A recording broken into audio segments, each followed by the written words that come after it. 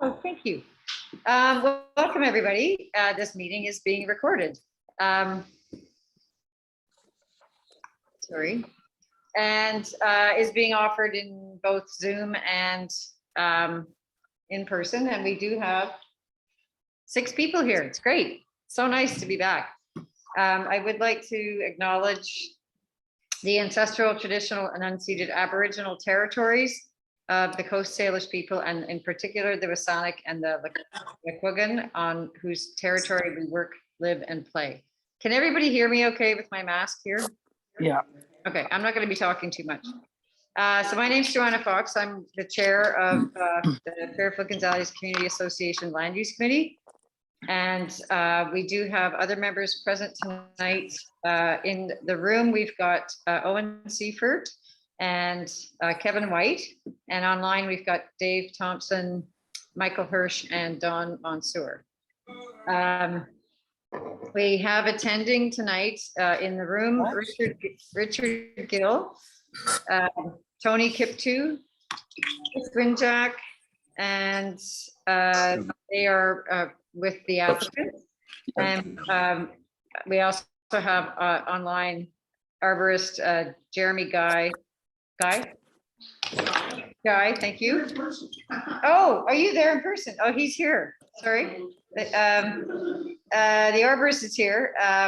Will Paraboom, the architect, and Jordan Milne, who's presenting today, will be online. I'm just gonna sit right up here. Recording it. Just gonna sit here. Ease everybody. No, Can I ask who's ever talking to maybe mute your mic, please? Actually, everybody mute your mic until it's your turn to talk. That's probably the easiest thing to do. Does everybody know how to mute their mic?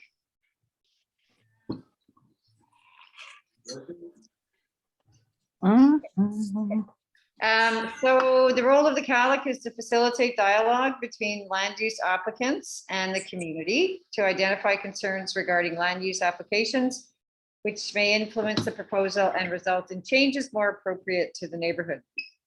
A report of the meeting is being written up by Kevin White here, and we will be adding any letters that have come into us to the CALIC via our email. We will be adding those letters to the report, and it'll be submitted to the planning staff and the city council. It'll also be available on the website after, give us about a week, and it'll be on the FGCA website. We are going to take attendance, which I already spoke to. We do wish this is a respectful meeting, allowing everyone to speak and be heard. The meeting is about the proposal, not the applicant, and Yes. zoning and land use. The applicant will have 15 minutes to present the plans, and then there will be an opportunity for members of the community to ask questions and to comment. We typically offer 2 minutes for a question or a comment and a chance for the applicant to respond. And we'd like to get through all the questions first, and then if you have a second question, we can identify it then. This is the only meeting tonight, so we do have plenty of time. There's no rush to be, well, we do have to be out of here by 9, so hopefully we're not going till 9 o'clock. And this meeting is required for the applicant to make a formal application to the city. So it's important that you know that no decision by the CALIC to support or oppose an application is made at this meeting or any time after this meeting. We are simply here to facilitate dialogue between the applicant and the community. And this meeting is only one step in the process. Plans do change. If you're very interested in this application, which I'm assuming you are because you're present, you can stay involved throughout the entirety of the process, which generally takes a minimum of 6 months. And you can attend the committee of the whole meeting, which you're able to attend, but you're not able to say anything. You can attend advisory committees. Again, you're not able to say anything. You can attend the public hearing, in which case you are able to say something. And you can also, this new process that was designed during COVID was to have the applicant submit the plans to the city, and they are put on the development tracker. And as of when the plans are there, there's a 30-day window for members of the community to submit their comments, their support or opposition of the project. And that has been up now, Richard, for a couple of weeks, I think. At least 3 weeks, if not 4.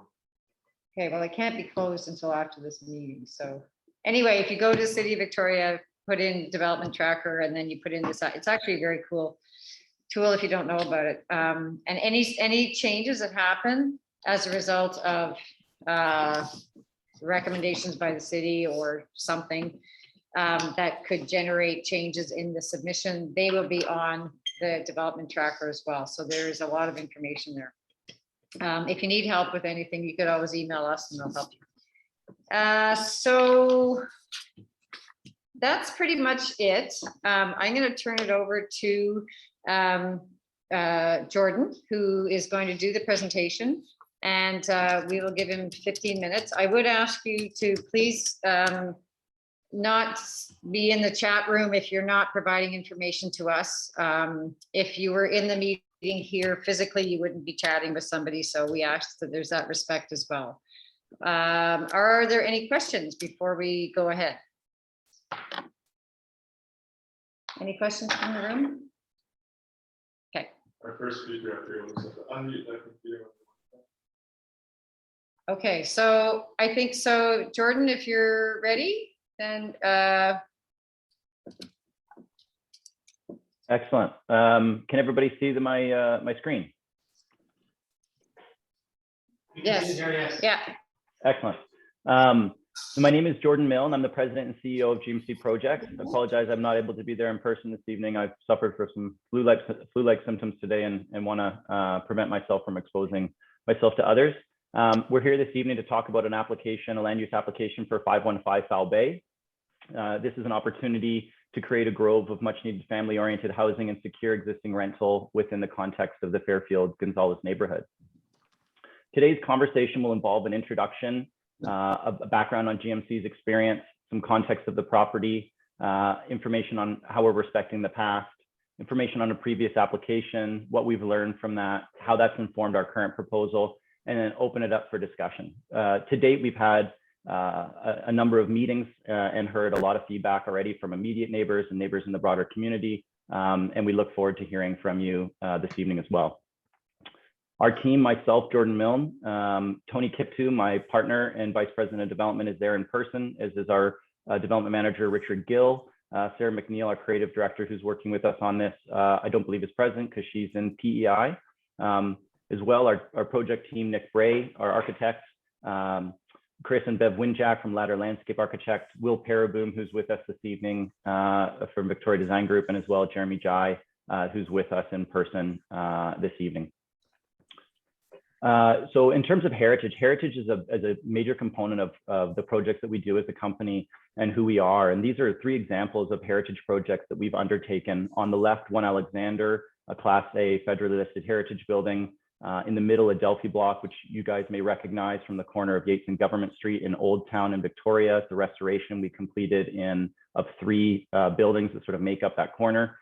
We completed in September of 2020. And on your right, Bell Apartments, a vintage building that suffered a fire and we rehabilitated in 2018, 2019, and even finished some more expansion work this year.